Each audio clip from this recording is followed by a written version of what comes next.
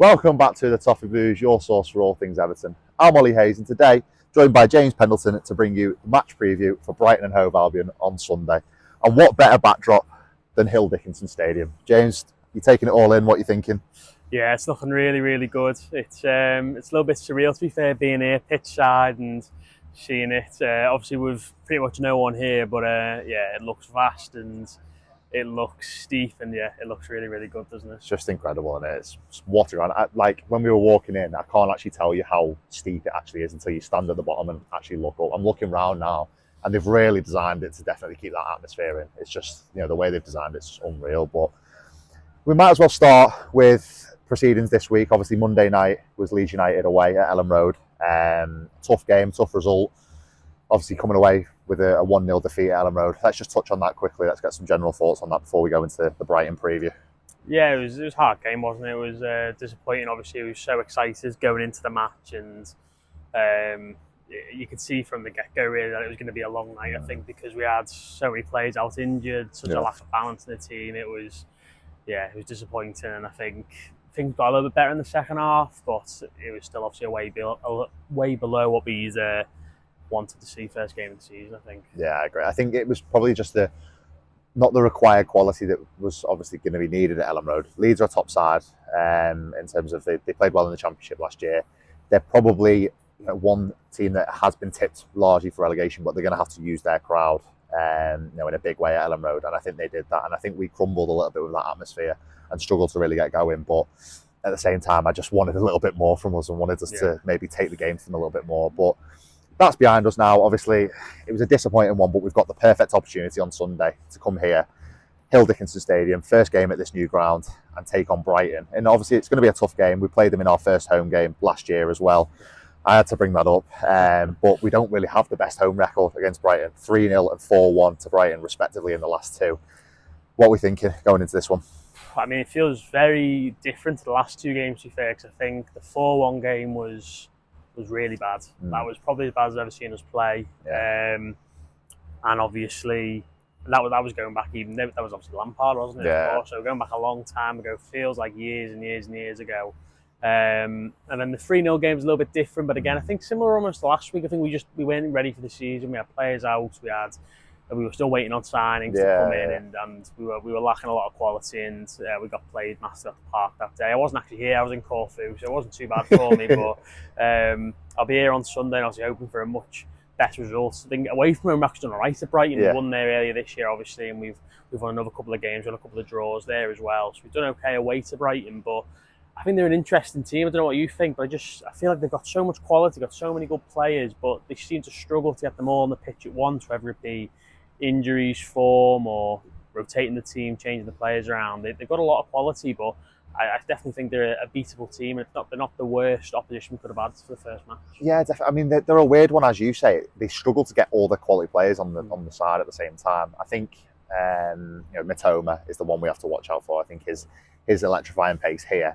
It's a big pitch here. I'm looking at it stood on the pitch side now. It's a very big pitch, and he's going to have a lot of space to run into. So whoever's playing at full back against him is going to have to watch out and have a good game. But as you said, they are a bit of a weird side because they go through weird patches in seasons. August seems to be a really good month for them every single year, and then maybe when they get to Christmas, they kind of drop off a little bit. So yeah, just a weird side, but no doubt about it, they've got quality and they've got the players to hurt us.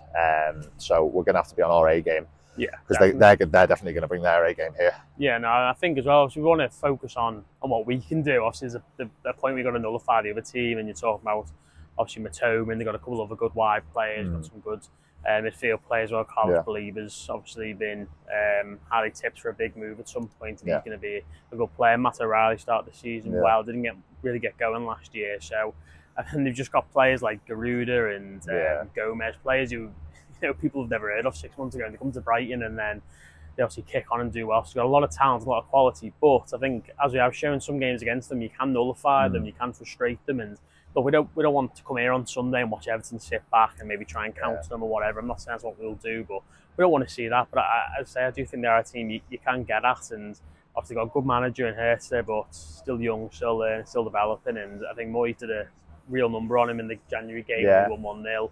When we had 10 men as well for the last sort of 15-20 minutes of that game because Mangala went off injured, of course.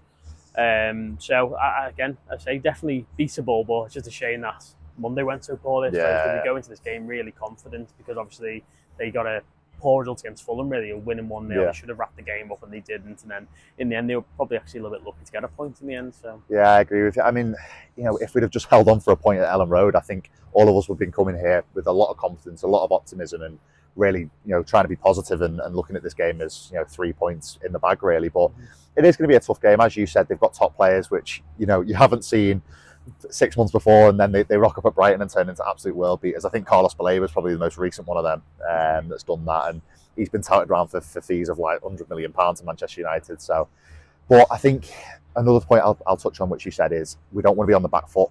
Listen, Brighton, as I said before, they've got pace, they've got power going forward. They're a team that will want to come at us and won't want to sit back. But equally, I don't think we should sit back and absorb pressure, because if you look at that South Stand, you look at how steep it is, the atmosphere is going to be absolutely unreal in this ground come 5-2 on Sunday afternoon. So we've just got to utilise that ability and use the atmosphere to really hurt Brighton, because like what they did at Ellen Road on Monday night, I think we struggled to actually deal with that. So if we utilise that, I think that we can massively use that to our advantage. I think that's the thing with Leeds as well. On Monday, they did start quick. They weren't sort of getting in behind us, penetrating us loads or having loads of chances, but they started fast. They were getting on the front foot. They were putting us on the back foot, high pressure, and it tells, even if you haven't got that huge quality, like we're still lacking a bit at the minute. Obviously, we hope that more players are coming in and we have added some quality to the squad. But even if you are just all over another team and putting them under pressure, and the crowd gets up the first 5 minutes on Sunday, I mean, I think like a lot of people, you're going to be sat there it's going to feel so different and so sort of alien to what we're used to. Obviously, we've been at Goodison for so long, but we are going to want to get off on the front foot and really start well, and hopefully, they said the atmosphere will be really good going into the game. We want to keep that going into the match as long as possible, don't we? Yeah, and obviously the team on the pitch will help do that. If we have a good performance and we're flying out the traps and playing well here, the team will definitely support a good atmosphere. But going from the start now, we'll look at the starting 11, and everyone knows that how interesting the starting 11 was before Leeds on Monday night at Ellen Road. Listen, if you predicted that was the starting 11 that was coming, fair play to you. What's the lottery numbers? Because I don't think any Evertonian was going to predict that. What are you thinking going into this game? Obviously, we don't really know at the moment what kind of players are going to be fit, what kind of players are going to be available. Obviously, we didn't have Adam Asnu, didn't have Mikalenko. Branthwaite seems to be a lengthier injury. What would you say on the current information we've got would be the best 11 going into the Brighton game? It's difficult. I put you on the spot there. That's a really difficult question. No, I think I was thinking about this today. If you asked 100 fans on Sunday what do you think the team is going to be Monday, I don't think anyone would have got the team. No one would have James Garner at left back, Keenan, O'Brien, no Grealish. The team was very different to what we expected, and that's maybe in part because we don't know what's going on with players, don't know how fit Barry is, how sharp he's up in training. Same with Jack Grealish, hasn't played since the end of last season, didn't play in the cup game, didn't play in the Club World Cup either. So he's not played for a long time. So it is going to take time for players like that to come into the team, I think. But yeah, I think it looks like Nathan Patterson's coming back to training. Whether he'll be ready for Sunday, he's been rushed back before and it's not ended well for him. Obviously, Jacob O'Brien and Michael Keane, imagine would stay in. I think the only question for me really is, can we get James Garner back in midfield, get Nathan Patterson over to the left back? He did that against Arsenal, I think it was, the end of last season at home. So he can do that. It is a role. I'd rather have him there than James Garner, so long as he is fully fit. I think I said at the start, we lacked balance massively. You lose a left-footed centre-back and a left-footed left-back. Obviously, you get two right-footed players. One's playing like massively out of position, and obviously got Michael Keane there as well. So it's difficult, isn't it? And looking at the team now, I hope there's going to be a couple of changes. I would be surprised if we're not seeing Tierno Barry from the start. Again, so long as he is fit.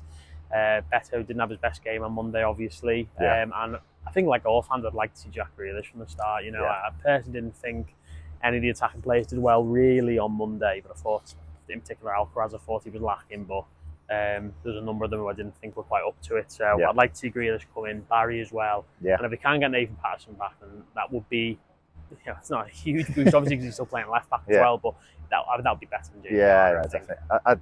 I agree with you about the balance thing as with Nathan Patterson. Listen, he's a natural fullback. I think going into the game on Monday night, the biggest thing was having no recognised fullback. You have Jake O'Brien, who's a big lad. He's a centre-half at heart, and I think even he wants to play centre-half deep down. And then you have James Garner at left-back, which it was needs must, unfortunately. We didn't have the required squad depth to really get the best out of that. So James Garner just had to fill in at left-back. But yeah, Nathan Patterson, it's interesting you touched on that Arsenal game. I thought he had a really good game against Arsenal.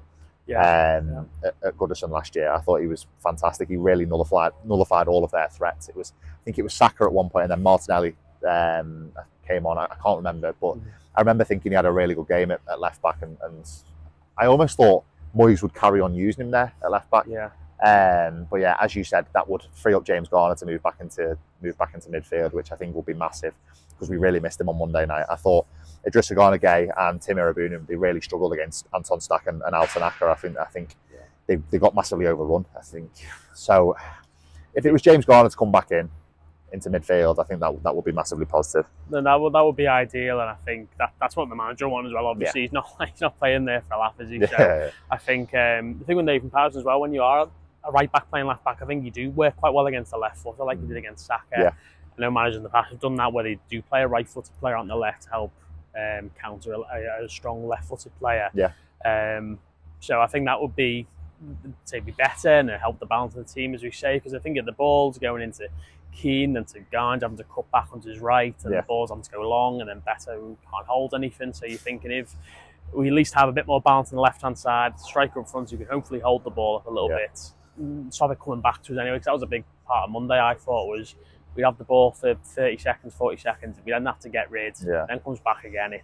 It was sort of like death by a million punches, I think, on Monday, because it was just constantly coming back towards us, wasn't it? So that would be a positive thing if we can get certainly Grealish and Barry in the team, and then if Patterson's ready and available. That's assuming, because this is Thursday, so what Moyes says, but I would assume Adam Asno and Mikalenko won't be available for Sunday. So Patterson seems like the best option there. Yeah, definitely. I mean, Beto did struggle, didn't he, on Monday night? So I agree with you, bringing Tierno Barry, and then Iliman and Jack Grealish on either side on this pitch. It's exciting me a little bit. It's making me want Sunday today, and it's obviously only Thursday. So we are threadbare. We know the squad's not got a lot of depth in it at the moment. But there's still time to obviously address that between now and the end of the window as well, to bring in more players.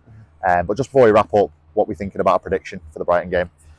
Well, we were talking before, weren't we? I was saying I just really want us to score the first goal firstly, and I also want us to win the game as well, but I think the first goal goes in the history books. The first goal in the test events didn't go very well. It was obviously Matthias Suhr, or it was I think it was Harry Rimmer won it. Even going back to the Wigan game, and obviously he's a Liverpool fan, which is a big shame for us. But we don't talk about that. No, it was even though it didn't matter at all, it did matter a little bit. Stung a little bit, didn't it? So I was still gutted. So but so I think the first proper game, I'd love it if we can score the first goal. It's going to be a tough game. I really think we will struggle at times. It's going to be painful at times, but I do think we can do it though. They're not the best team in the league. They're going to be up there challenging Europe, but again, as we say, they can be quite streaky. Not start the season well with last week, so it's a good team to bring here first, isn't it? I think it's not a team that can sucker punch you like maybe a Leeds, if Leeds were to be the first team to play here, or a Sunderland who would be bang up for it. I think it's a sort of good test, a good team to bring here. And their fans are not going to be as ferocious as like a Leeds or a Sunderland who are going to be bang up for it. I'm sure they'll get behind them, but I don't think they'll be as behind their side as if a newly promoted side would. So I think it's probably a decent team to welcome to Hill Dickinson Stadium. No easy games either. I mean, it's like you could play, if it was against like an Arsenal or United, you'd say, well, it'd be a tough game, but then you also think Everton at home in a big game, raise the level a little bit.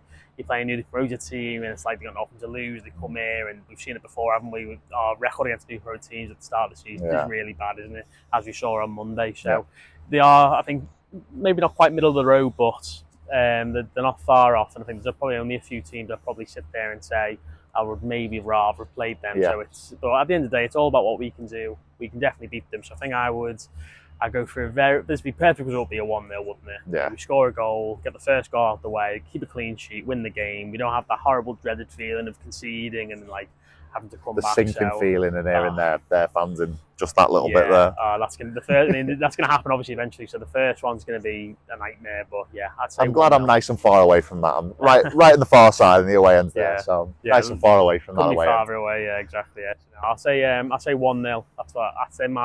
That's in my heart and probably not as much in my head. But still. I'll say 2-0. I think maybe Illiman and Jai and Jack Grealish on the score sheet. Perfect afternoon. Jack Grealish getting his first goal in Everton blue. Illiman and Jai picking up where he left off from last season, and 2-0 victory. I think is something I want to see. Excited already, yeah. Yeah, looking forward to it. Well, that was the preview for the Brighton game on Sunday at 2 p.m. at Hill Dickinson Stadium. Looking forward to it. Looking forward to getting in this south stand and seeing how steep it is in person. Let me know your thoughts in the comments about what you're thinking ahead of this Brighton game. But that is all from us today. Make sure you like, comment and subscribe, and we'll speak to you soon.